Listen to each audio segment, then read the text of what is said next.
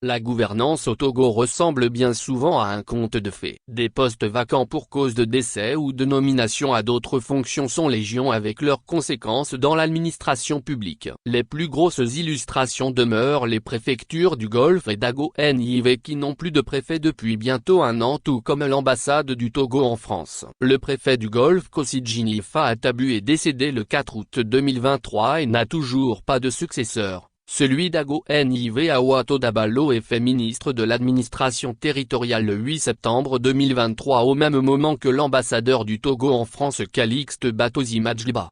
Cette navigation à vue est aussi observée avec le gouvernement démissionnaire depuis le 21 mai 2024 et le ministre sortant Gilbert Bavara trouve que même si le gouvernement est en affaires courantes, cela ne signifie pas que cela doit affecter le service à la population. Cette même cocasserie affecte dangereusement les conseillers régionaux élus le 29 avril 2024. Les résultats définitifs des élections régionales étant proclamés le 21 mai 2024, les conseillers régionaux élus doivent obligatoirement tenir leur première réunion le samedi, 20 juillet 2024 au plus tard sur convocation du gouverneur pour élire leur bureau exécutif.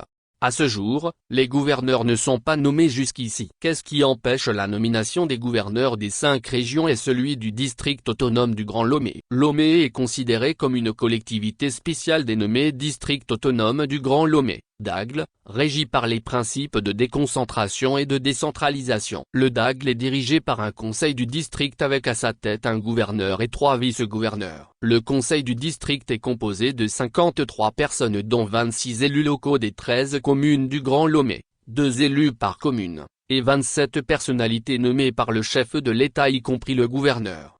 Pourtant l'article 273 de la loi sur la décentralisation et les libertés locales est bien clair. Dont les 60 jours au plus tard qui suivent les résultats définitifs proclamés par la Cour suprême, le Conseil régional se réunit et procède à l'élection du bureau exécutif du Conseil.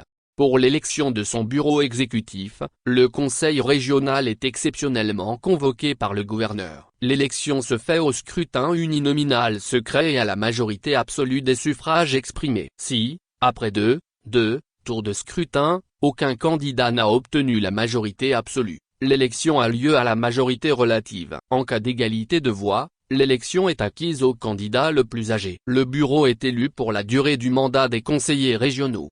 Il siège dans les locaux du conseil régional. Malheureusement, la fin de ces énormités n'est pas pour bientôt. Face au corps diplomatique vendredi, 12 juillet 2024 pour ces contorsions autour du changement de la Constitution, Gilbert Bavara fulminait: nous pouvons estimer que c'est une affaire de quelques mois. Il faut être soucieux d'assurer la mise en place effective des nouvelles institutions, mais il faut être tout autant soucieux de le faire dans de bonnes conditions. Il ne faut pas élire les sénateurs pour qu'ils déambulent dans les rues. Il faut qu'ils soient installés et qu'ils travaillent, qu'ils aient le minimum en matière de personnel d'appui. On est en train d'y travailler. C'est vrai que ce n'est pas visible, mais chaque jour, des actions sont posées dans le sens de préparer l'installation des institutions, et surtout de faire en sorte que les besoins et les attentes des populations ne pâtissent pas de la période transitoire et de cette transition qui est nécessaire pour bien faire les choses. Tout se passe comme si tout leur est tombé dessus. Comment peut-on s'amuser à ce point avec des institutions de la République? De violation des lois à l'incurie gouvernementale.